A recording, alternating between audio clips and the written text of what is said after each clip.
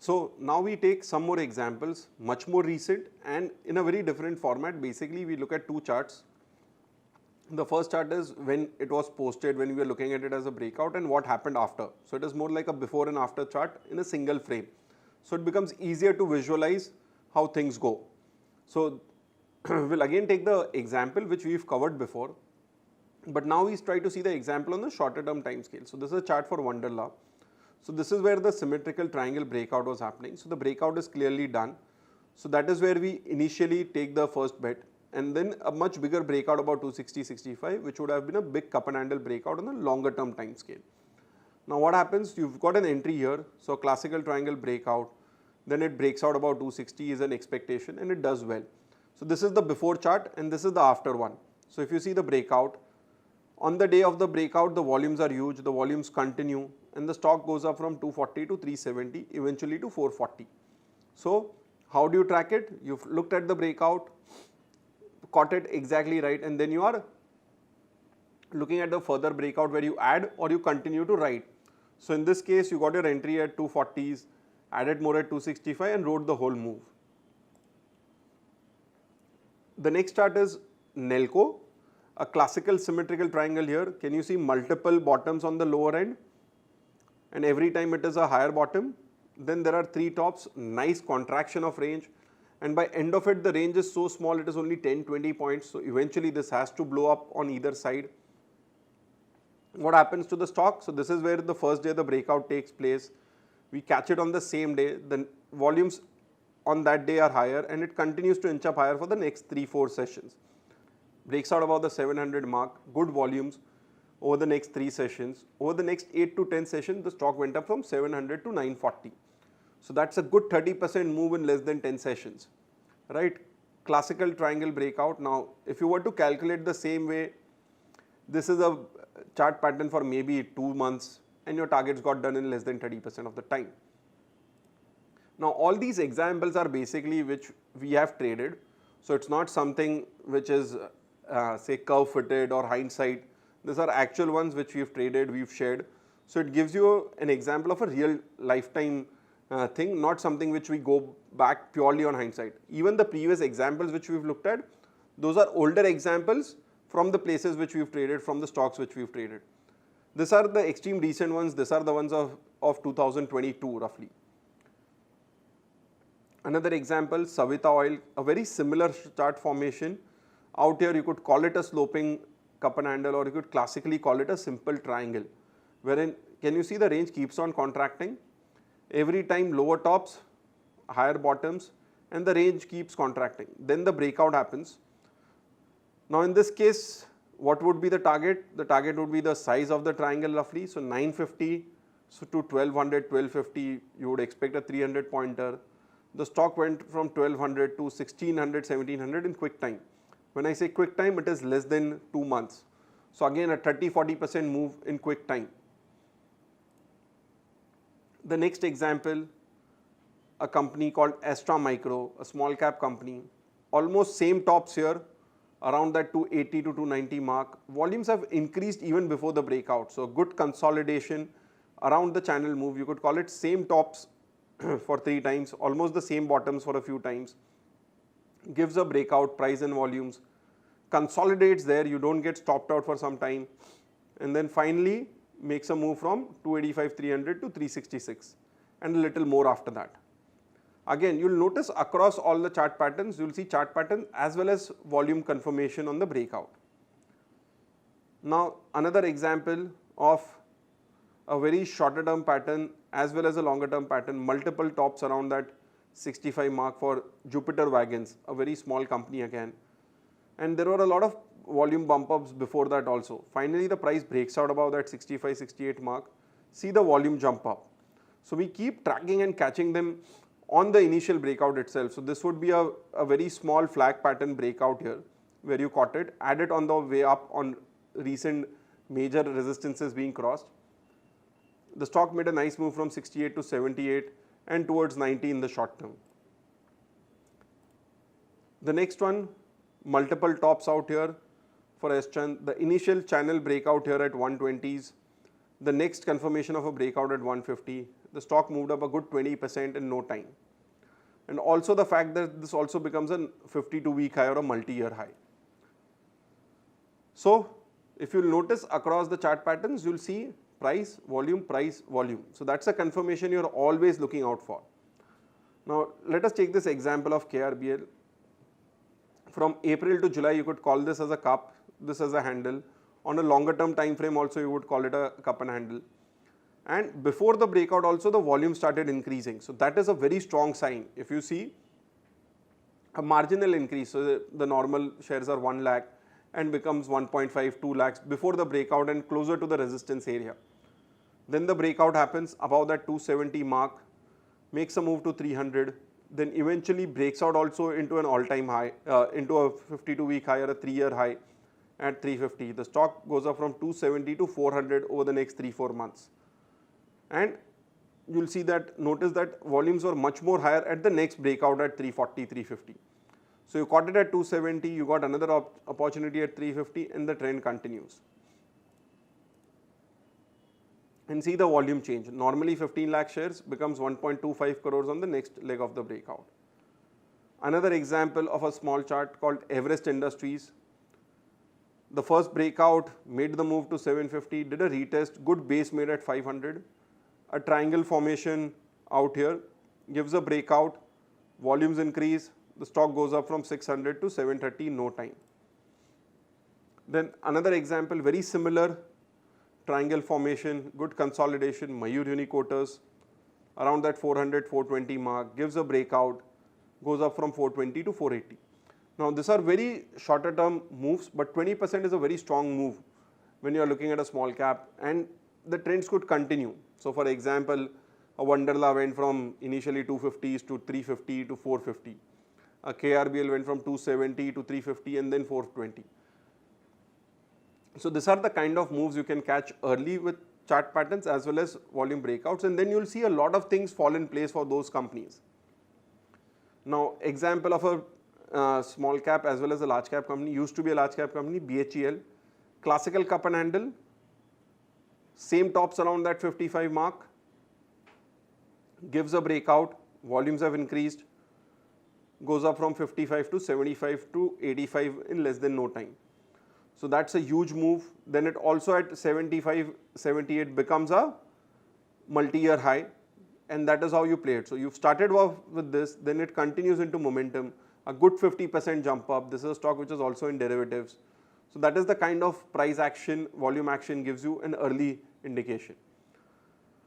Now another example, a big breakout, a pole formation, then a flag in Indian Bank. Now if you see the initial move is from 140s to 170, then it makes a nice flag formation here.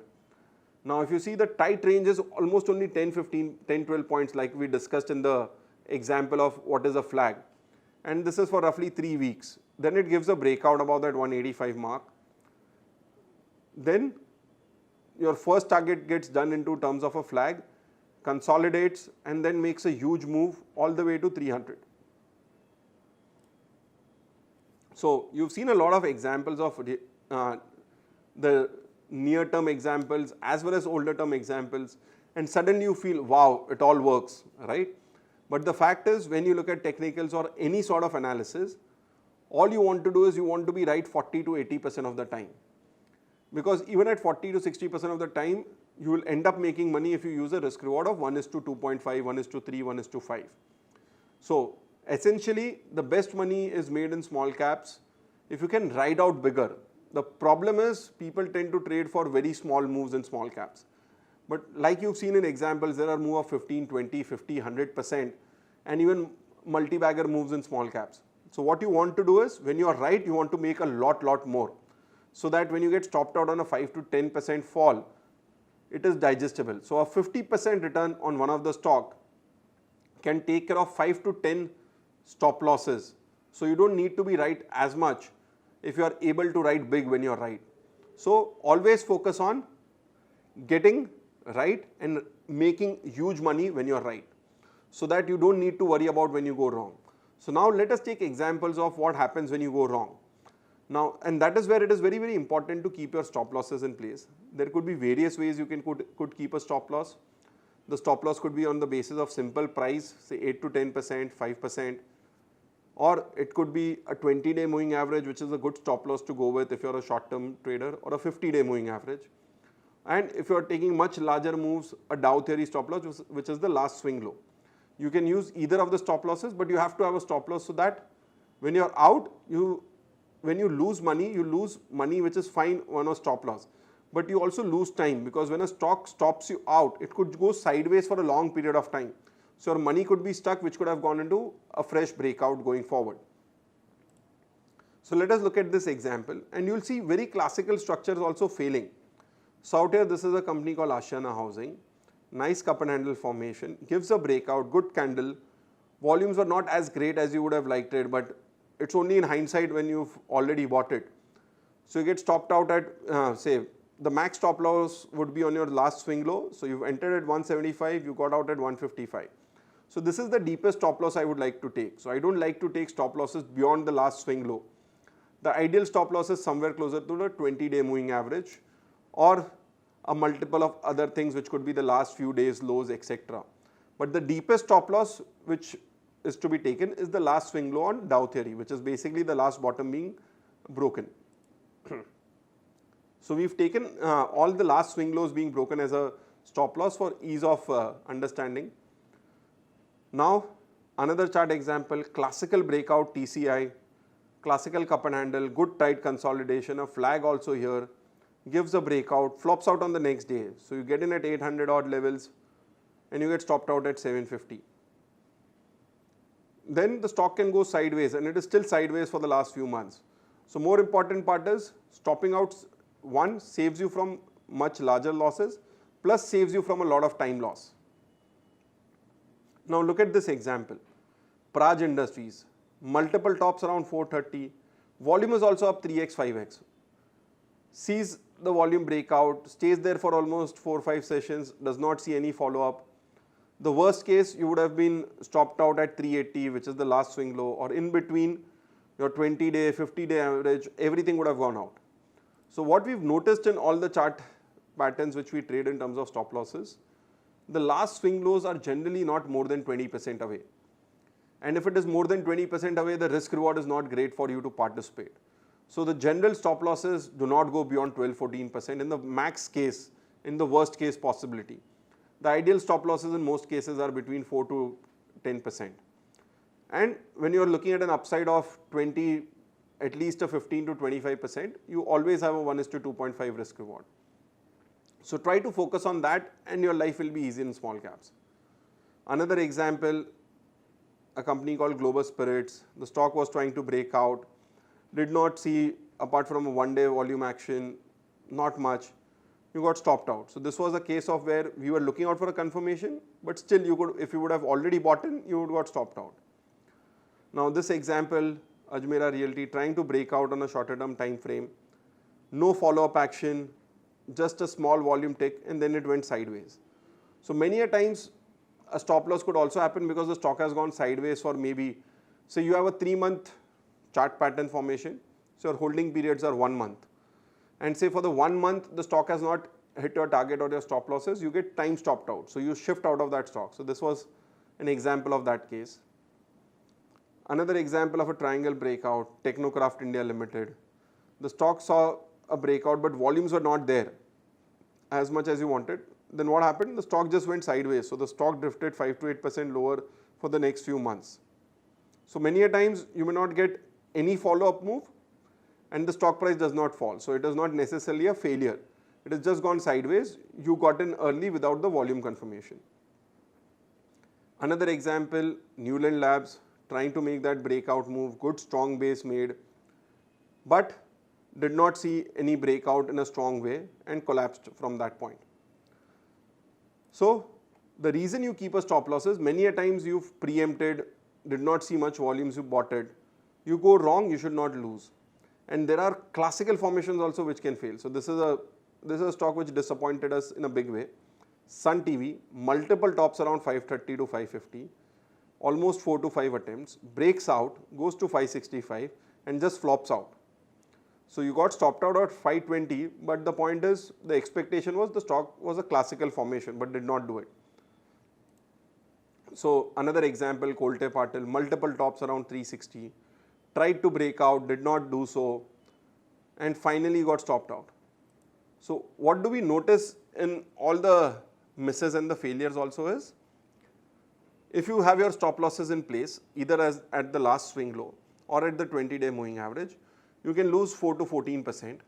At the same time, we've seen examples of stocks which have given a move from 15 to 25, 30, 50% in the extreme short term.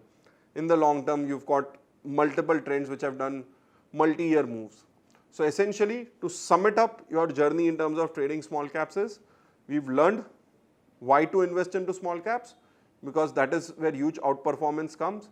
When to invest into small caps and trade into small caps, when there is momentum. We've looked at various confirmation, various signals on when is the best time. And finally, we've seen how to invest, trade into small caps, looking at chart patterns and volumes. So when you combine all this together, my simple conclusion is, you need to outperform really well in a bull market so that you can digest all bear markets and sit through it to enjoy the next of the bull market. And the best part is, we are in a country where it is a growing country, so there will be multiple opportunities all through your careers. So try using this course, go through it again and again, try using this examples, and it will help you trade, invest in small caps and really make a lot of money.